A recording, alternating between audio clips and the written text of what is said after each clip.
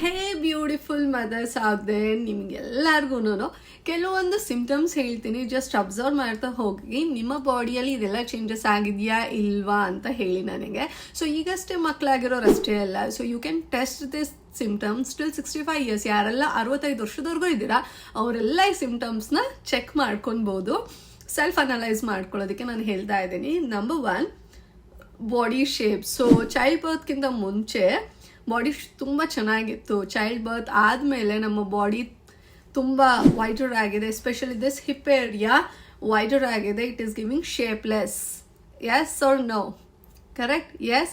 So second thing, so ನಮ್ಮ belly ತುಂಬ ಬರ್ತಾ ಇದೆ.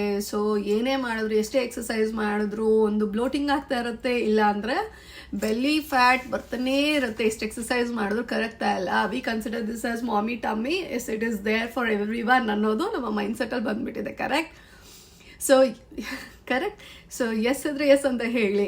ನಂಬರ್ 3, ಸಿಕ್ಕಾಪಟ್ಟೆ ಬ್ಯಾಕ್ ಪೇಯ್ನ್ ಇದೆ. ಸೊ ವಿ ಕನ್ಸಿಡರ್ ಸಿಸೇರಿಯನ್ ಆದವ್ರಿಗೆ ಮಾತ್ರ ಬ್ಯಾಕ್ ಪೇಯ್ನ್ ಇರುತ್ತೆ. ಸೊ ನಾರ್ಮಲ್ ಡೆಲಿವರಿಗೆ ಬ್ಯಾಕ್ ಪೇಯ್ನ್ ಇರೋದಿಲ್ಲ ಅಂತ ಏನಿಲ್ಲ. So it is obviously wrong. So normal delivery ಆಗಲಿ ಸಿಸೇರಿಯನ್ ಆಗಲಿ ಯಾರೆಲ್ಲ ಜಾಸ್ತಿ ಹೊತ್ತು ನಿಂತ್ಕೊಳ್ತಾರೆ ಕೂತ್ಕೊಳ್ತಾರೆ ಅವ್ರಿಗೆ ಬ್ಯಾಕ್ ಪೇಯ್ನ್ ಇದ್ದೇ ಇರುತ್ತೆ. Are you also facing this back pain? Yes or no? Tell me in the comment section. So number 4, so ನೀವು ಅಬ್ಸರ್ವ್ ಮಾಡ್ಬೋದು, ಕೆಲವೊಂದ್ಸಲಿ ಫ್ಲ್ಯಾಟ್ ಸರ್ಫೇಸ್ ಇದ್ರೂ ತಪಕ್ ಅಂತ ಬಿತ್ತೋಗ್ತಿರ್ತೀವಿ. ಒಂದು ಕಾಲು ಮಾತ್ರ ಸ್ಲಿಪ್ ಆಗ್ತಾ ಇರುತ್ತೆ.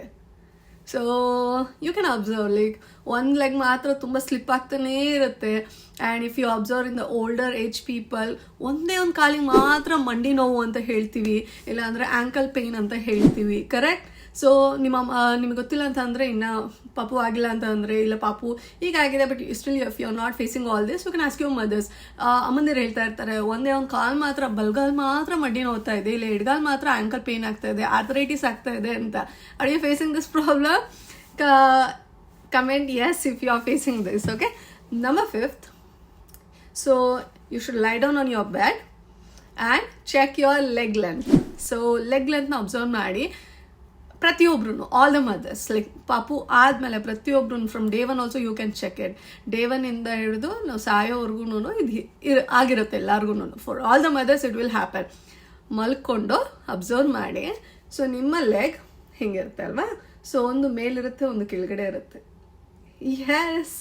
ಸೊ ಒಂದು ಉದ್ದ ಒಂದು ತುಂಡ ಆಗಿರುತ್ತೆ. ಜಸ್ಟ್ ಅಬ್ಸರ್ವ್ ಮಾಡಿ. If you are feeling it is true, so ನನಗೆ ಮೆಸೇಜ್ ಮಾಡಿ ಆರ್ ಕಮೆಂಟ್ ಸೆಷನಲ್ಲೇ ಹಾಕಿ ಆಲ್ ದಿಸ್ 5 ಪಾಯಿಂಟ್ಸ್ ಟ್ರೂ ಅಂತ.